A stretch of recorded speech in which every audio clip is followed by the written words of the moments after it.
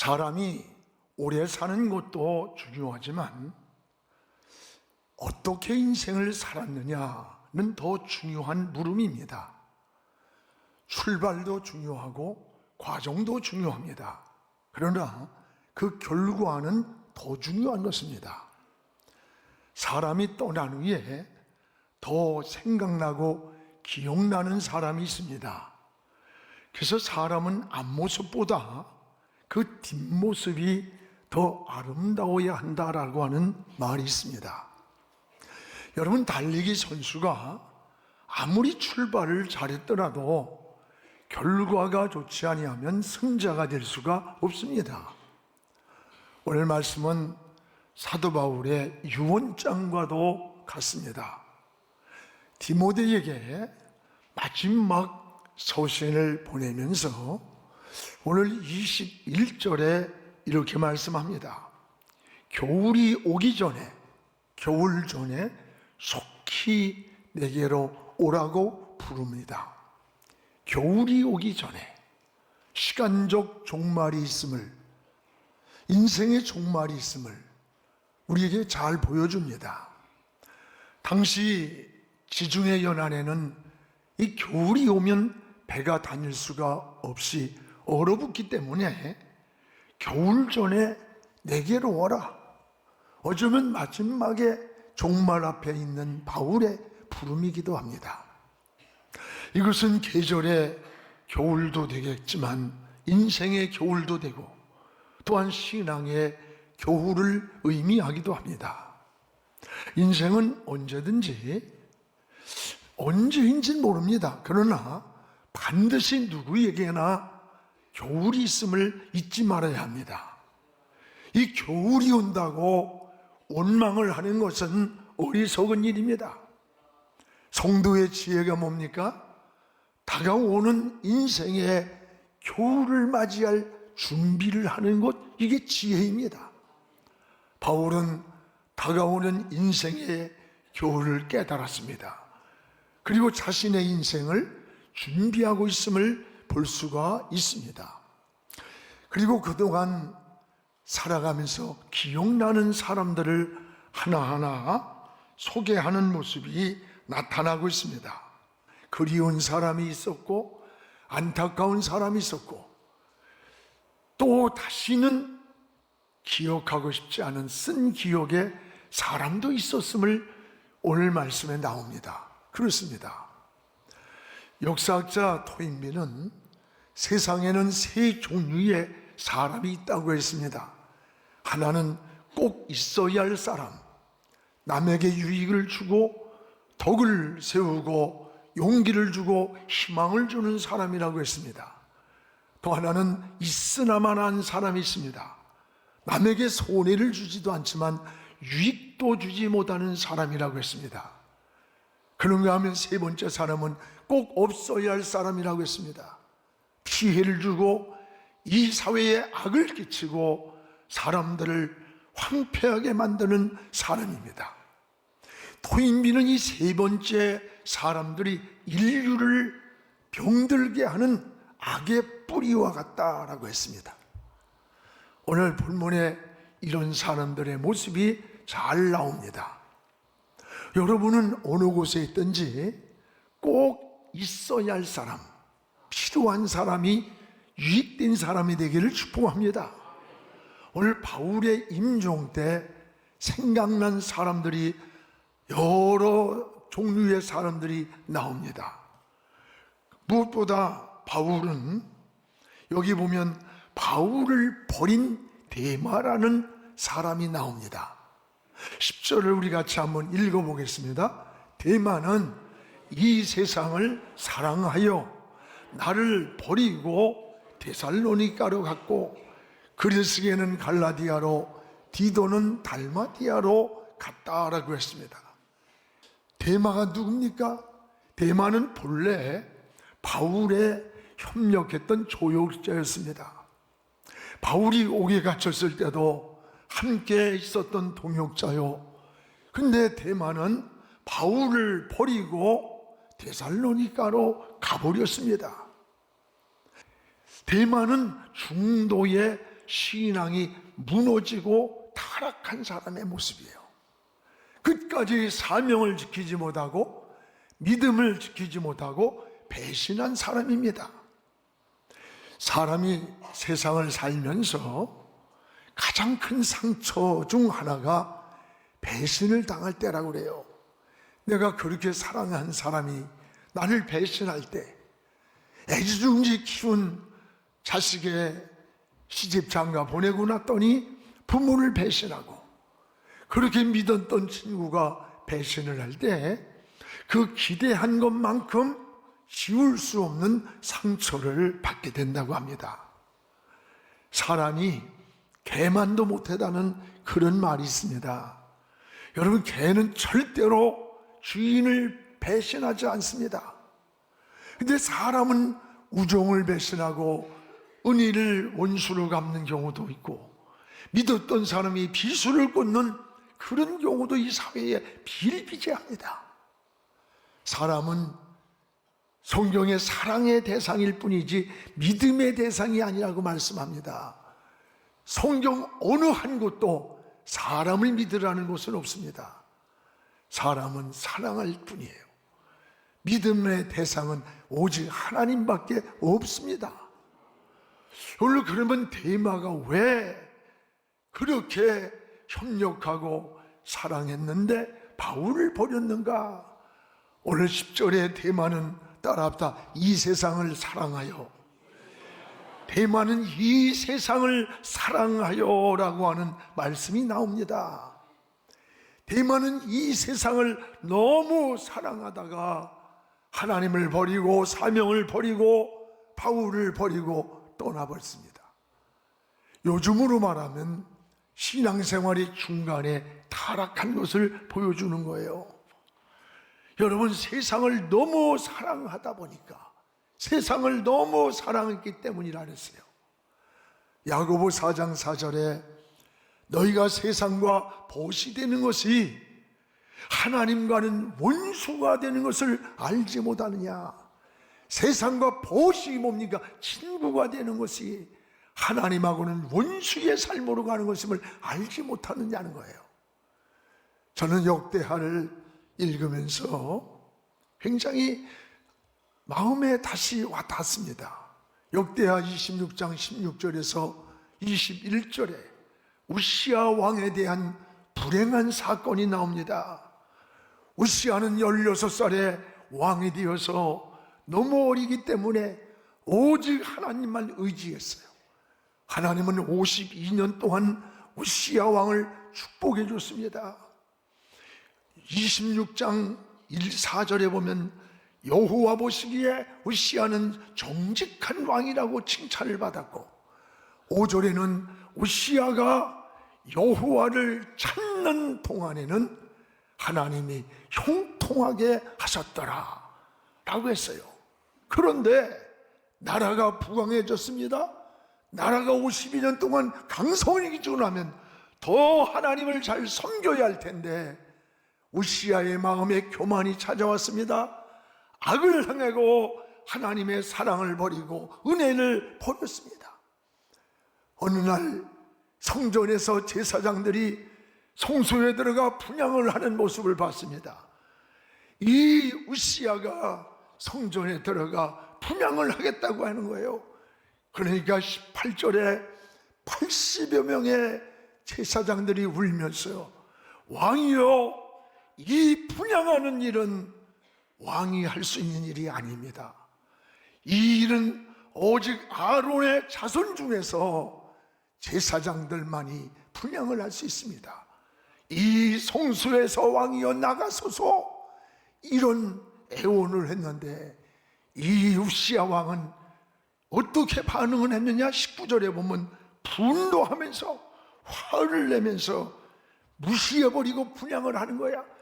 야야, 하찮은 너희들이 하는데 천하를 호령하는 내가 이걸 못해? 무시해버리고 80여 명의 제사장들이 말리는 그곳을 들어가서 성수에 분향을 하지도 못하고 하려고 하는 시간에 우시야의 이마에 한센병이 생겼어요. 그 시간부터 성전에서 쫓겨나고 말았습니다. 21절에 우시아는 죽는 날까지 한센병자로 살다가 죽었다.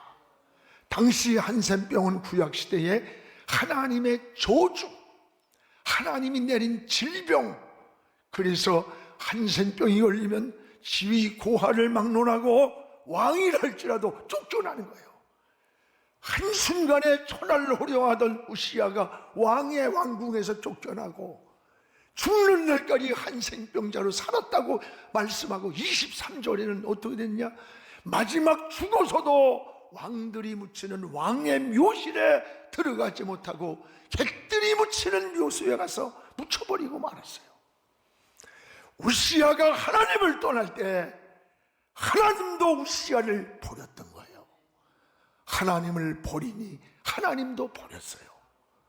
이것이 역사의 거울이라는 겁니다. 팀 켈러는 내가 만든 신이라는 책에서 주님보다 더 관심을 갖는 것, 주님보다 더 사랑하는 것, 주님보다 더 애착을 갖는 것, 이것이 우상이라고 했어요. 그리고 이것은 하나님의 자리, 하나님이 있어야 할 자리를 인간이 훔친 것이라는 거예요. 때로는 돈이 우상이 될 때가 있고 자식이 우상이 되고 사회적인 명성과 지위가 우상이 될 때가 있는데, 이것이 바로 하나님의 계셔야 할 자리를 인간이 훔친 거라는 거. 훔친 거. 하나님의 계셔야 할 그 자리를 인간이 훔쳤다. 그렇습니다. 오늘 대만은 하나님의 계셔야 할 자리를 훔쳐간 사람이에요. 세상을 사랑하여 사명도 버리고 믿음도 버리고 신앙도 버리고 중도에 타락을 하고 하나님을 떠나갔습니다. 오늘 이 대마의 모습을 보면서 우리가 병들었을 때에 하나님을 의지하던 마음이 건강한 후에도, 가난하고 힘들 때 하나님을 사랑했던 마음이 건강하고 부유한 후에도 변함이 없어야 되는 거예요. 오늘 우리의 신앙이 대마처럼 세상을 사랑하여 홀이라도 하나님을 멀리하고 있습니까? 신앙의 자리가 무너지고 있습니까? 하나님과 여러분 거리가 멀어졌습니까? 다시 오늘의 대마가 되지 않기를 기도하면서 우리는 하나님께로 더 가까이 나아가는 우리의 사명을 더 견고히 붙잡고 믿음을 지키고 신앙을 지키는 하나님의 사람들이 되기를 축복합니다. 또 하나, 바울이 평생 잊을 수 없는 누가라고 하는 사람이 있습니다. 오늘 11절을 우리 함께 읽겠습니다. 누가만 나와 함께 있느니라. 내가 올 때에 마가를 데려오라. 그가 나의 일에 유익하니라. 누가만 나와 함께 있느니라. 누가만 나와 함께 있느니라. 누가는 바울의 목회에 평생 잊을 수 없는 동력자였습니다. 누가는 의사 출신입니다. 갈라디아 4장 13절에 보면 바울이 병으로 고생할 때 치료를 해주고 감옥에 있을 때 끝까지 함께 했던 사람이 누가예요. 여러분, 바울의 임종이 올 때에도 여러분 마지막까지 누가를 기억하며 누가를 찾았어요. 바울이 잊지 못한 사람, 바울이 신뢰한 사람, 변함없이 사역에 동역했던 사람이 누가입니다. 여러분, 오늘 바울의 임종 때까지 함께한 누가, 바울은 훌륭한 목회자입니다. 바울은 하나님의 계시로 13권의 성경을 기록할 수 있는 은혜를 줬어요. 더 중요한 것이 뭡니까? 평생에 가슴에 잊지 못할 좋은 협력자들이 바울 곁에 많았음을 알게 됩니다. 마음으로 협력한 오네시모 같은 사람, 내 마음을 시원하게 해준 사람이다.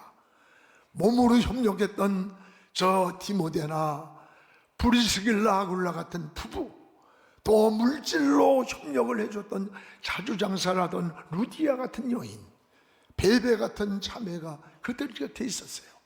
이들을 통해서 사도 바울은 하나님의 나라를 이루는 동력자가 되었던 거예요. 오늘 우리 교회가 여기까지 온 것도 잊지 못할 우리 성도들, 동력자 여러분들 함께 했기 때문에 우리 영안교회가 여기까지 왔고 하나님의 나라를 이루고 하나님의 역사를 이루었음을 우리 모두 감사하시기를 축복합니다.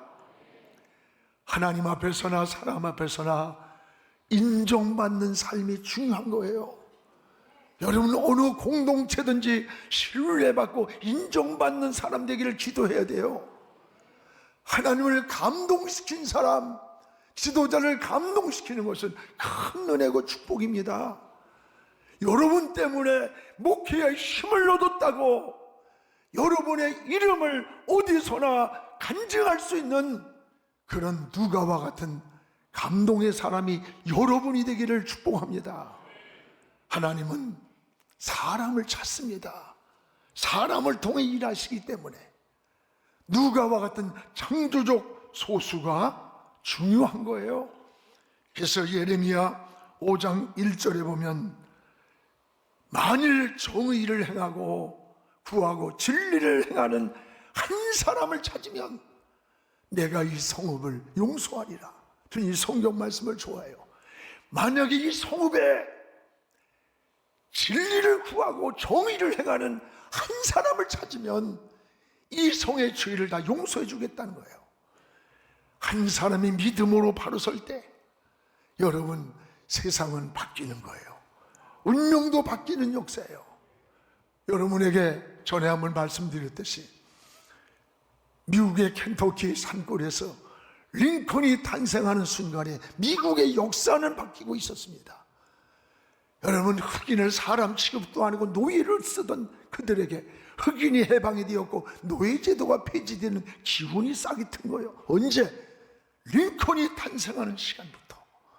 방탕하던 어거스틴이 회개하고 돌아오는 그 시간에 전 유럽이 변화가 일어나고 복음이 전해지는 순간의 역사였습니다. 마틴 루터가 종교개혁의 기치를 높이 들 때 타락하고 부패하던 가톨릭의 문화가 여러분, 그 시간에 이미 기독교의 역사는 생명의 역사로 바뀌고 있었던 겁니다. 요한 웨슬레가 은혜를 받던 그 시간, 희망과 꿈을 이뤘던 저 영국의 구원의 역사가, 변화의 역사가 민족적으로 일어났던 거예요. 한 사람이 한 사람, 그 한 사람이 이렇게 소중한 거예요. 여러분, 한 사람이 나 하나쯤이야, 나 같은 게 아닙니다. 예수님은 여러분 한 생명이 얼마나 소중한지, 천하보다 귀하다. 천하, 하늘과 땅 아래 모든 것을 가지고도 여러분의 생명과 비교할 수 없다는 거예요. 바울은 누가를 평생 잊을 수 없는 그런 사람으로 소개합니다. 여러분도 누가와 같이 잊을 수 없는 사람, 가슴에 감격 있는 사람, 평생을 축복하고 싶은 사람, 이런 사람이 되기를 주님의 이름으로 축복을 합니다. 또 하나, 여기 보면 바울이 임종 앞에서도 다시는 기억하고 싶지 않은 그런 알렉산더라는 사람이 나옵니다. 바울을 괴롭힌 사람이었습니다. 오늘 14절을 우리 같이 읽겠습니다.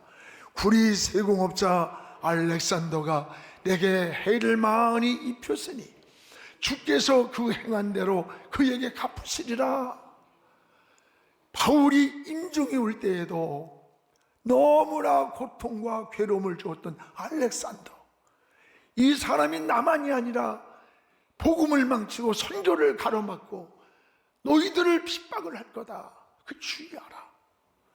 알렉산더는 바울의 사역에 큰 고통을 주고 방해했던 사람이에요.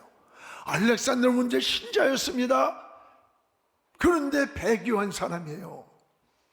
알렉산더는 바울을 대적하고 너무나 많은 고통을, 괴로움을 줘서 다시는 기억하고 싶지 않는, 다시는 생각하고도 싶지 않은 그런 사람이었던 거예요. 여러분, 사람이 믿다가 타락하면 안 믿는 사람들보다 더 사악합니다. 왜 그런 줄 알아요? 이 세상에는 정치, 경제, 사회는 이권 문제, 지위 문제, 자리 문제로 싸움입니다. 근데요, 교회의 분쟁, 교회 안에 일어나는 일들은요, 영적인 싸움이 되는 거예요. 영적 싸움. 그래서 여러분, 성경에 보면 한 귀신이 나갔는데 와보니까 집이 비어있어. 진리로 채워있질 못해. 그러니까 그 귀신이 혼자 들어오는 게 아니라 7 귀신을 끌고 들어왔다는 거야. 한 귀신이 나갔는데 7 귀신이 들어왔으니 얼마나 그 삶이 황폐하겠어요. 이게 영적 싸움이라는 거예요. 그래서 여러분, 우리 재직들, 직분자들은 파수꾼이 되어야 되는 겁니다. 기도로 파수꾼이 되고 믿음을 지키고 사명을 지키고 교회를 지키는 파수꾼의 역할을 잘해야 되는 거예요. 이 알렉산더를 15절에 보면 주의하라. 주의하라는 거 15절에. 여러분, 너도 그를 주의하라. 그가 우리 말을 심히 대적하였느니라. 너도 그를 주의하라는 것. 너도 주의하라. 오늘 사랑하는 여러분, 주의하라는 게 뭐예요? 조심해야 할 사람이 있습니다. 위험하다는 거예요. 사귀지 말아야 할 사람, 시험을 만들고 분쟁을 만드는 사람이라는 거예요. 오늘 여러분, 우리의 주변에도, 여러분 공동체에도 이런 류의 사람들이 있을 거예요. 40년간을 목회하고 은퇴하신 80이 넘은 어느 노 목사님이 어느 조심해야 될 사람이라는 10가지 항목을 쓴 글을 보았어요. 목회를 하면서도 사람을 조심하라니, 사람을 다 믿지 말고 조심하는 것이 지혜라는 거예요. 여러분, 예수님도 그랬습니다. 우리를 세상에 보내심이 양을 이리 가운데 보냄과 같도다. 우리가 얼마나 사람을 조심해야 되는가를 보세요. 우리를 양으로 비유하고 우리 양 같은 우리가 이리 가운데 보내는 것과 같다. 여러분들이 목자의 음성을 듣지 않고 양의 우리를 이탈할 때 이리와 같은 세상에서 여러분의 영혼을, 여러분의 삶을 잡아간다는 거예요. 죽이고 망치고 해치게 한다는 거예요. 세상을 보내면서 양을 이리 가운데 보냄과 같도다. 조심해야 할 것이 있다는 거예요. 사람을 조심하고 신앙을 조심하고 여러분을 스스로 조심한다는 말은 깨어있고 관리한다는 거예요. 사랑하는 성도 여러분, 오늘 사도 바울은 임종이 다가오면서 너는 겨울 전에 어서 오라. 겨울 전에. 겨울 전이란 말은 시간적 종말이 있는 거예요. 여러분, 우리의 시간만이 종말이 있을까요? 인생도 종말이 있고 신앙도 종말에 오는 시간이 오는 거예요. 당시 지중해 연안에 겨울이 오면 배가 다닐 수 없기 때문에 겨울 전에 어서 오라고 불렀던지만, 어떻게 보면요, 이것은 계절의 겨울만이 아니에요. 인생의 겨울도 되고 신앙의 겨울도 되지 않겠습니까? 오늘 인생의 겨울이 오기 전에, 우리의 신앙의 겨울이 오기 전에 여러분, 주님께로 더 가까이 나가기를 축복합니다. 주님 위해서 더 많은 일을 하고 더 많은 결산을 하고 더 많은 열매를 맺고 우리의 사명도 믿음도 신앙도 잘 지키기를 축복합니다. 또한 사도 바울은 임종이 가까울 때 가장 필요한 게 있었습니다. 그게 13절에 나옵니다. 누가를 향해 이렇게 말합니다. 특별히 가죽 종이에 쓴 책을 가져와라. 가죽 종이에 쓴 책을 나에게 갖다 다오. 이 가죽 종이에 쓴 책이 뭘까요? 하나님 말씀이에요. 인생의 종말에 서 있는 사도 바울에게 꼭 필요한 게 뭘까요? 지식도 아닙니다. 그가 자랑하던 로마 시민권도 아닙니다. 누구의 주변의 사람도 아니에요. 마지막 내가 하나님 앞에 서는 그날에는 누구도 동행자가 없습니다. 누구도 함께 할 수 없어요. 제가 우리 어머니가 가시는 것을 보면서 내가 아무리 사랑했고 아무리 그래도 동행하며 갈 수는 없어. 홀로 가는 거예요. 오늘 여러분, 우리에게 필요한 것은 지식도 아니었고 시민권도 아니었고 사람도 아니었어요. 마지막 인생에 하나님 앞에 서 있는 이 순간의 종말의 시간에 오직 가죽종 위에 쓴 책을 갖다 다오 하나님 말씀뿐이었습니다. 하나님의 말씀 속에 진정한 위로가 있습니다. 하나님 말씀 속에 영원한 생명이 있습니다. 이 말씀 속에 소망이 있습니다. 길이 있고 저 영원한 천국이 있기 때문에 오늘 그렇다면 여러분도 한 해의 결산 앞에서 무엇을 붙잡으려고 합니까?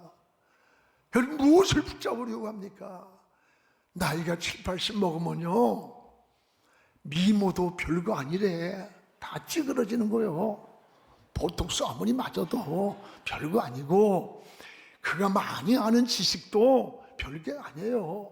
그가 가지고 있는 소유도 별게 아니야. 여러분 오늘 7뼈를 붙잡고 7 금촛대 사이를 왕래하시는 우리 주님이라고 그랬어요.